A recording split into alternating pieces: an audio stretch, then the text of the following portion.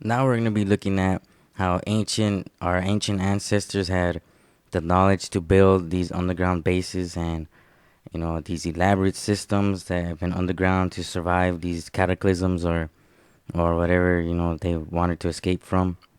What kind of makes you wonder what kind of entity or what kind of thing gave them the knowledge to build these elaborate, caves and doors, and, they even had ventilation shafts, these elaborate ventilation shafts that would pump air to the most lowest places, like basically everywhere. I mean, that's pretty, crazy for ancient times. Kind of makes you wonder. But ancient underground bases, they're not new at all. They've been here for a while. The Nazis had them. They have elaborate systems underground in Berlin, and a part of Hitler's utopia. And they had elaborate systems. They had factories under there, and they're not nothing new. And today's underground systems, man, they're gigantic. They're elaborate. Man, why would they want to build giant, underground bases? What are they building them for? The military calls them deep underground military bases, D.U.M.B. And they're all over the place, and it kind of makes you wonder. It's like, why are they all over the place? And it's kind of overwhelming, the size of them. It's like, they're very gigantic, very, they could fit like, planes in there, like, and some of them have the capability of carrying or holding carriers, the boats, and those are pretty big boats. And let's hear what Bill Schoebelen has to say about deep underground military bases.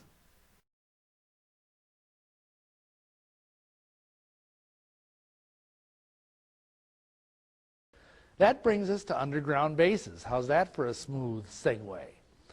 A key component of understanding how all this fits into the end time plan is the idea that there has been a collusion between our government and the B'nai Elohim, the sons of God.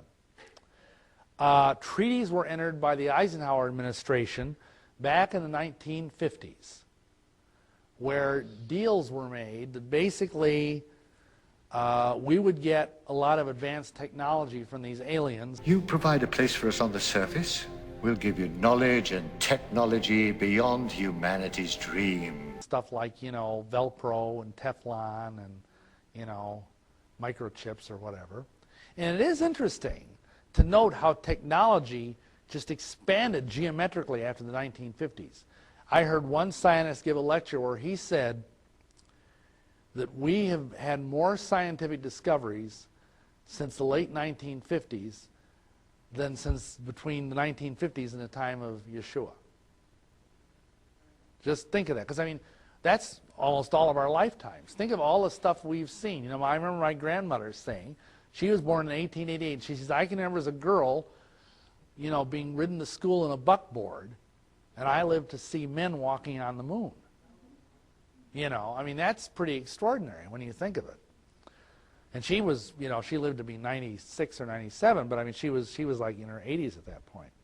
So anyhow, we get supposedly all this technology, and in return, the aliens, whatever they are, the B'nai Elohim, get to experiment on a few of our citizens. Pull them up in the spacecraft. Oh, they also get to kill a few hundred cattle here and there and cut out their innards. But that's another talk. Anyway, so the other thing they get is they got the right to build these underground bases. And then they would share them with us. And you know how the government is about acronyms. CIA, FBI, NSA, da-da-da-da. Well, they had to call these D.U.M.s, Deep Underground Military Bases, D-U.M.B. I hope they fired whoever came up with that one.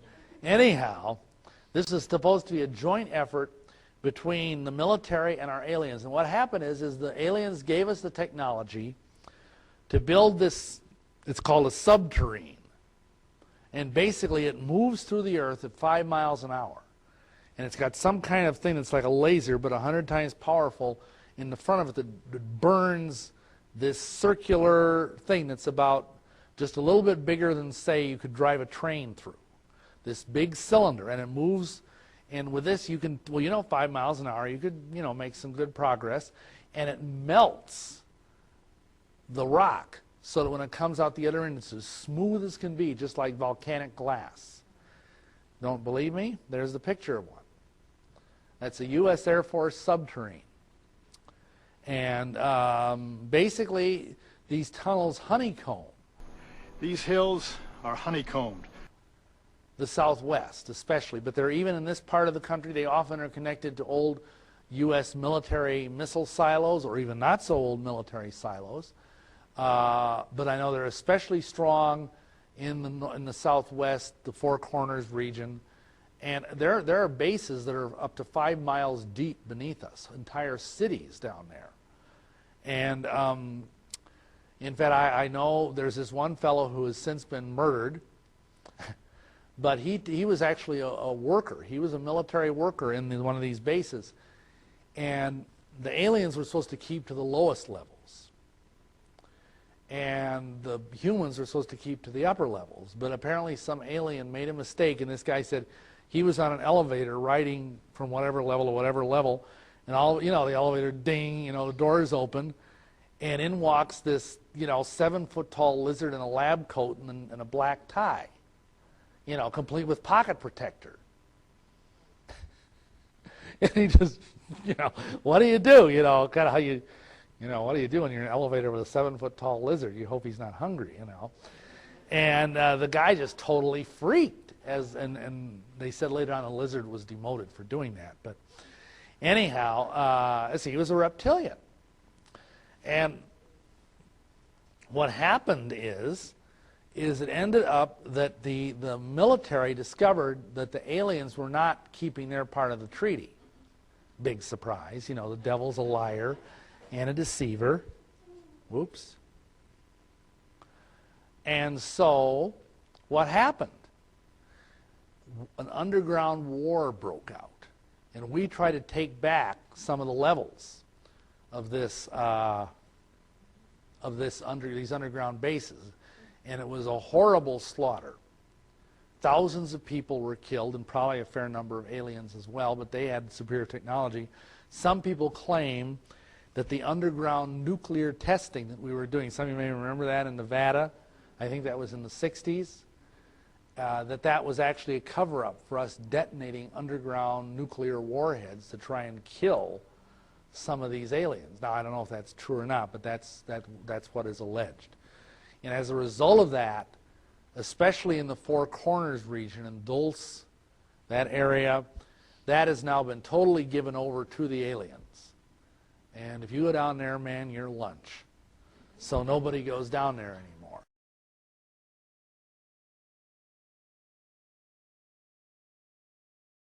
That the Alpha Draconians are here now.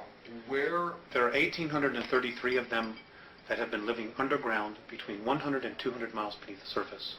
They've been here, some of them have been here a long, long time. They have lifespans that are thousands of years. They're carnivorous. They are not friendly to mankind, at least the ones that are here. Are you saying carnivorous, they eat humans? Yes. And they won't eat a dead human. It has to be alive at the time of the killing. Their preference is children. And we've been told, you shouldn't talk about that. There are other people say, well, you better not talk about the reptilians. Well, bull. Why not? According to the Andromedans, they're responsible for 31,712 children disappearing in the last 25 years from the United States. These children were food. And I'm supposed to just shut up and not say anything about it because people don't want to hear it? That's tough. That's tough. Westchester County, in the last 5 years, 3,000 children in Westchester County, New York, have vanished without a trace. Where are they going? Why are we allowing this to happen? And why should people stay in denial about it? Now, how are they able to do this? How are they able to? How are they able to? How are they able to do it? How are they able to come up out of this from underground and do it, or do they have? There are tunneling systems everywhere. They're being helped by the Greys, and also there are groups within the higher echelon that are actually helping them acquire this. So human beings are abducting the kids and giving them to the Greys, who in turn give them to the Alpha Draconians? That's right.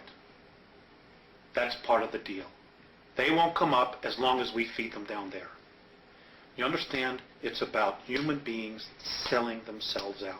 The echelon attitude here, the needs of the few outweigh the needs of humanity. And sorry, that just isn't right.